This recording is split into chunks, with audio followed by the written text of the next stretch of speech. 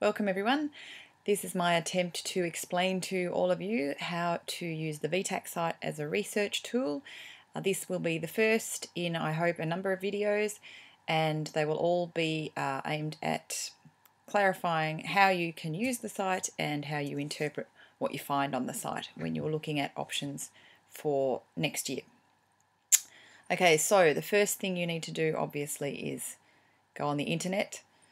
And if you haven't done so before, you Google VTAC, just as I'm showing you, and you take the first available link, which takes you to a screen that looks like this. Now you've seen how long that takes, so for the rest of this video I'm actually going to use a PowerPoint presentation that summarizes what I would normally find in a search like this. You'll see two tabs on the right hand side, Mid-Year Course Search and Course Search Archive.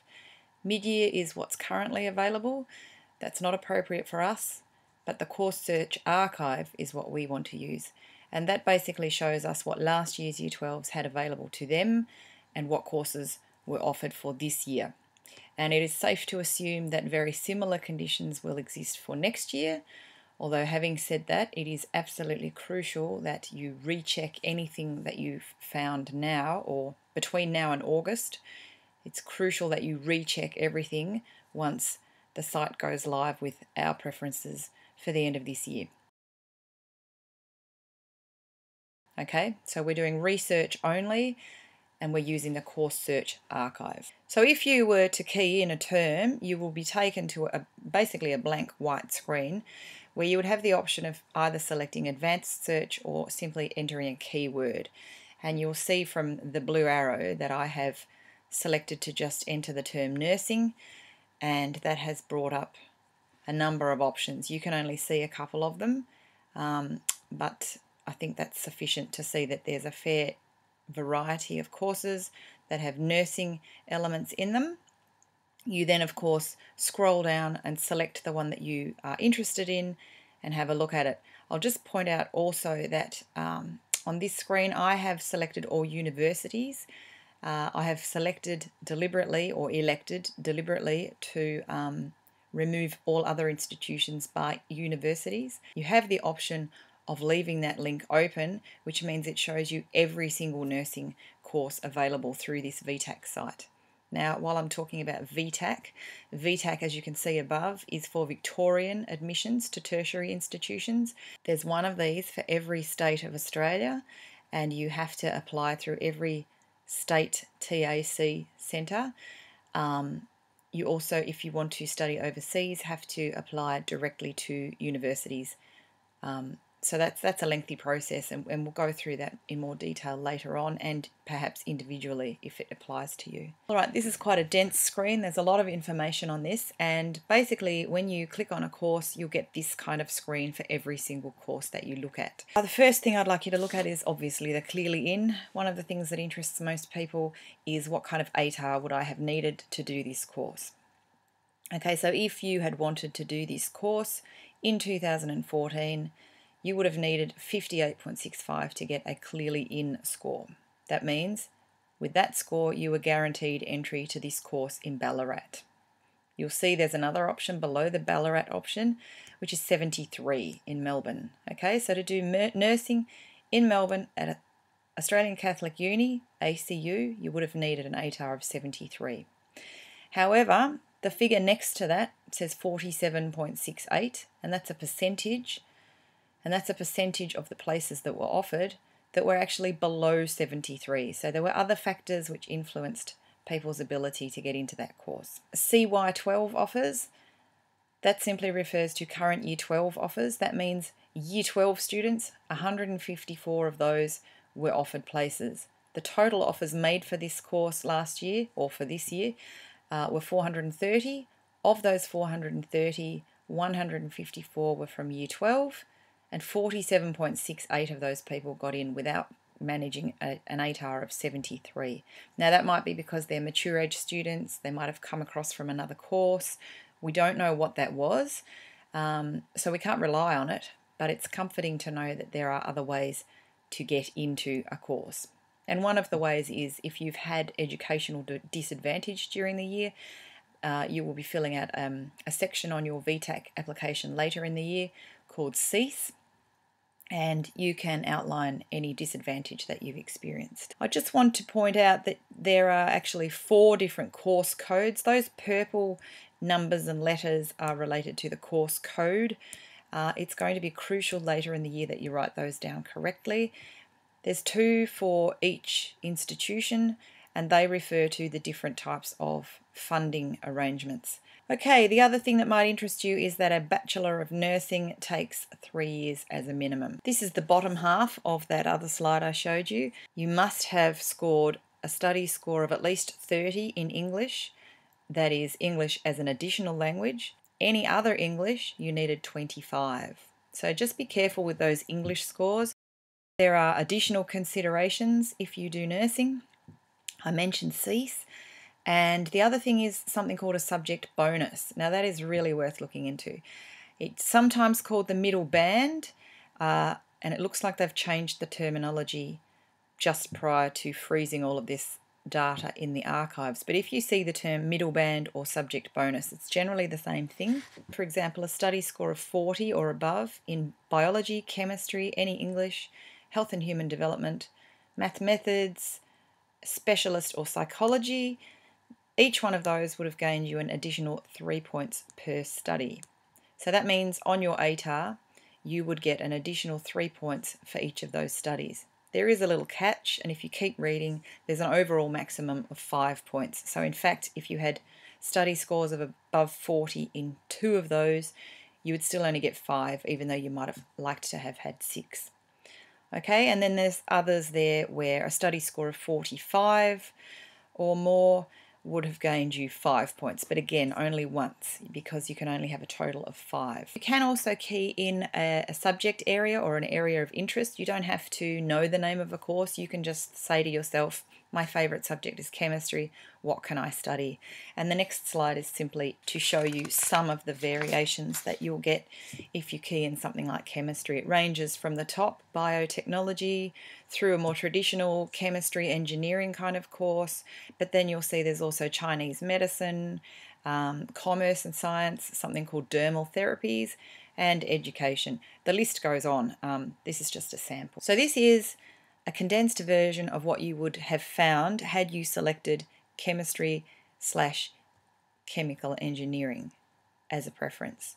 And I just want to run through again these factors that I showed you before. This is a course offered at RMIT. There are 2 fee structures, as shown by the purple lettering and numbers. There's a clearly in ATAR of 81.3, although 31.82% of those people who were offered a place did not get that ATAR. There were 30 placement offers made, and of those 23 were Year 12s. So sometimes it's worth looking at the difference between the total offers and the current Year 12 offers, because you'll find that if those numbers differ vastly, you might want to ask yourself whether that's the kind of environment you want to be in. For example, paramedicine, often that's skewed largely away from Year 12, so you may in fact be a very small part of the cohort. For some people that's fantastic, for others it's a bit overwhelming that you might be in with much older people. So think about that. The other reason I've chosen this one is because, again, there's that subject bonus down the very bottom. Satisfactory completion in specialist or physics automatically gives you 2 extra points per study. However, you must also have, if you look back up at the prerequisites, you must also have a study score of at least 20 in chemistry and a study score of at least 20 in either math methods or specialist. Okay, so there's a fair few prerequisites for that course. If you're not doing maths at the moment, you won't be doing chemical engineering on a direct pathway. There are other ways to get to courses that you may have missed out on. That's for another video. Okay, another example of a course description that I have condensed just for the purposes of this video, and the reason I've done this is because the clearly in is marked as RC. Now RC means range of criteria. It means that the ATAR, although you need one, if you look down at the selection requirements, you do need an ATAR, And for a course like this, it still needs to be a really good one, but it's not the ATAR alone that determines whether you get into the course. And in fact, if you look down at the bottom where it says selection requirements, you need to submit an information kit, but you also need to meet other requirements. If you've chosen a course like this one, you need to have followed the link on this page, requested and submitted the pre-selection kit as directed, and you need to have prepared a folio. For a lot of these courses, you'll be invited in for interview as well. There'll be detailed information on what they expect of you in terms of a folio and how it's to be presented and how it's to be submitted. Okay, so read all of that stuff really carefully. This one here is simply to show you what kind of variety is available. I know lots of you want to do arts at Melbourne.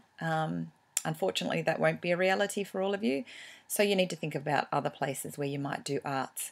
And that's why I've shown you all those other universities. They're all worthy of consideration.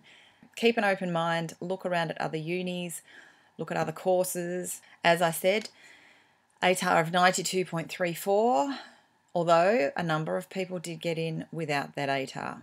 Okay, where you see this NY12, that means not Year 12, so that doesn't apply to you at this stage. This is in here to show us to exercise caution.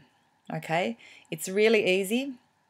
I've opened up my options, as you can see, to all institutions.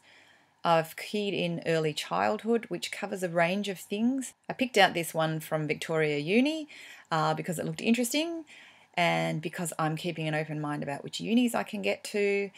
However, I have overlooked something really important, and I just wanted to show you this. This is a graduate diploma in early childhood teaching. Okay, so one of the other things you must always look at is what kind of qualification is this? And if you scroll down, the prerequisite for NY12, not Year 12s, is a bachelor degree. Applicants must hold an approved 3 or 4 year bachelor degree in any discipline before undertaking this degree. And you'll see there are no prerequisites for Year 12. That's why I've put this here. It's a real trap. You might look at this and go, phew, easy. No prerequisites. That's because you can't get into this course. You have to have a degree before doing this course. So you need to scroll down again and look for bachelor and associate degrees, okay? Anything that has graduate entry on it, you can't do that yet, okay? This is an example I selected for people interested in landscaping. And the reason I selected this is because it shows you a number of things. It shows you the variety. If you key in a word like landscape, the variety of courses, the variety of institutions. You'll see that I've released the university tag and I've opened my search to all institutions. And I've also opened it to all qualifications, certificate courses, graduate entry courses. Remember, you can't do those yet. They are masters or graduate diplomas. There's a Bachelor of Landscape Architecture, which I've picked out. So there's a number of those things, but the key here is to look at the variety and to learn to see which ones are appropriate for you. On this slide, again, landscape architecture at RMIT doesn't have a clearly in ATAR. You need to fill out that information kit and you need to prepare a folio. So we've already dealt with that really. We might let that one go. Okay. Thank you. I hope that was helpful. I'd love to have feedback on whether that was in fact helpful or not. And yeah, there'll be more videos. So feedback on what sort of videos and what sort of content you need would be really helpful. Okay, thanks. Bye.